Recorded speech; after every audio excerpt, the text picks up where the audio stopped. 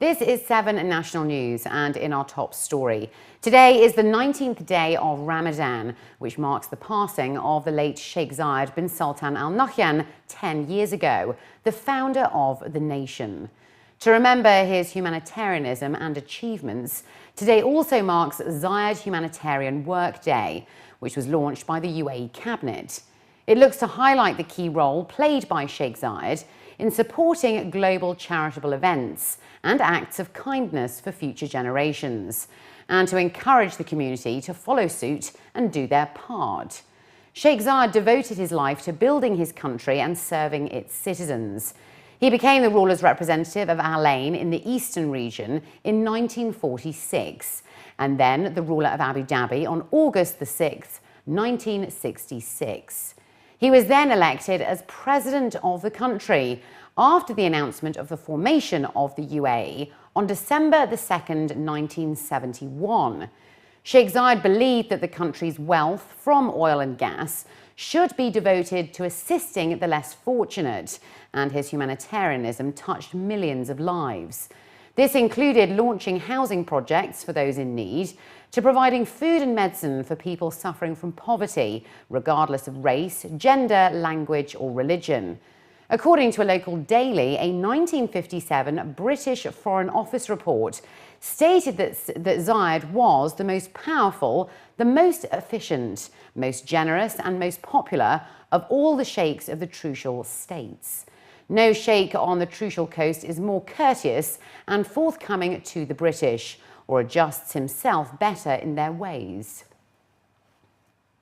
Godolphin, the international racing stable founded by the UAE Vice President, Prime Minister and ruler of Dubai, His Highness Sheikh Mohammed bin Rashid Al Maktoum, is to establish a permanent presence in Australia. According to news agency WAM, the development signifies an ongoing commitment to the Australian racing industry by His Highness Sheikh Mohammed, and is reflective of the ever-growing relationship between Dubai and Australia. 360,000 more Australians have visited Dubai since the partnership between leading airlines Emirates and Qantas, with Australia becoming the fastest growing inbound market. Australian trainer John O'Shea has been appointed Godolphin's head trainer in Australia, and the horses in his care will race in their prestigious Royal Blue Silks from August the 1st. According to the World Health Organization, vaccines save around 2 to 3 million lives annually. The Health Authority Abu Dhabi is urging residents to take the necessary vaccines to continue to protect themselves against a number of diseases. The authority has launched a campaign to raise awareness on the importance of vaccinations for both children and adults, and has introduced several vaccination programs. These include vaccinations for childhood, school, Hajj and Umrah, adult and travel, and are being offered at most healthcare facilities and clinics in the capital. The campaign will also roll out workshops and educational material. The rate of infectious disease cases in the UAE has dropped significantly since the launch of the National Immunisation Programme in 1980.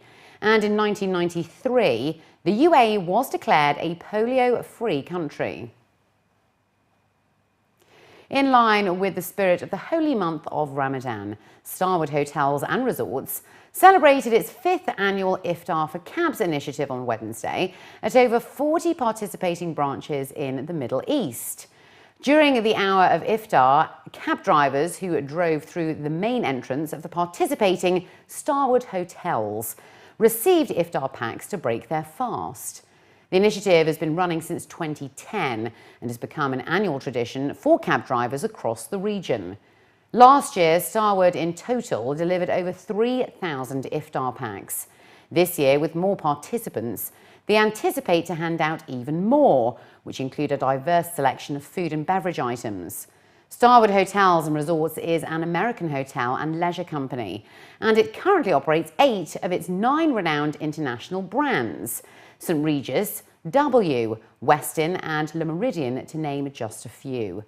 Ronan Ferron, the hotel manager of the Westin Mina Siahi Beach Resort and Marina, stated that the initiative is a way to give back to the community and appreciate the drivers who support them by providing transport to hotel guests. This is the 5th year that we have held Iftar for Cabs in the region, which includes not only the UAE but also Saudi Arabia, Bahrain, Qatar and Jordan. And it's an incredible initiative, a well-received initiative by all the cab drivers in the city, to thank them for their tireless work throughout the year, for supporting our guests in transporting them around the city, but also it's superb support for our hotels here in the city. Well, I think the big difference is the fact that each year we add more hotels to the initiative. So it means that we have, last year we had 14 hotels in the UAE which participated. This year we have 23 hotels. So all it really means is that we're able to feed more drivers every time we do the initiative. And finally, looking to other news now, extreme sports in the UAE has witnessed increased popularity over the last decade. With residents and visitors spoilt for choice, Dubai is all set to host the Middle East's first ever dedicated extreme sports exhibition in October.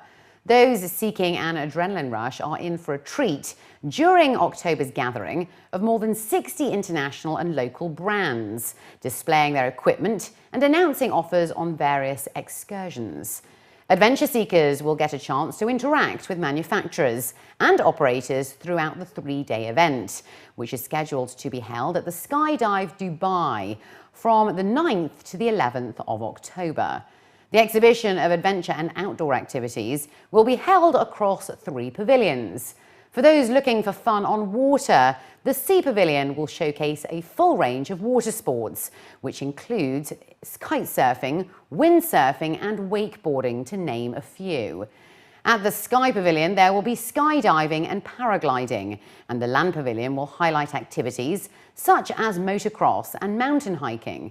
According to organisers, the expo will also offer an opportunity for those who aspire to participate in extreme sports to take their interest to the next level and encourage them to experience new activities.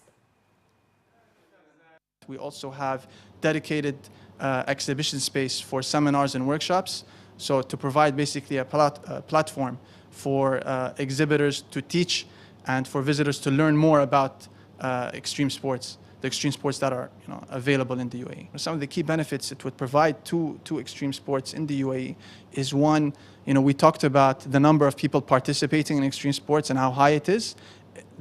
An expo like this would definitely increase that number across the different extreme sports. So, and how would it do that? One, people who are, let's say, sports enthusiasts, but not really into extreme sports. So they go to the gym, they exercise, they work out after work, but they don't really, skydive on weekends or kite surf or free dive. They could come to an expo and realize, hey, this is something that I could do. It's that I'm excited about, and pick that up.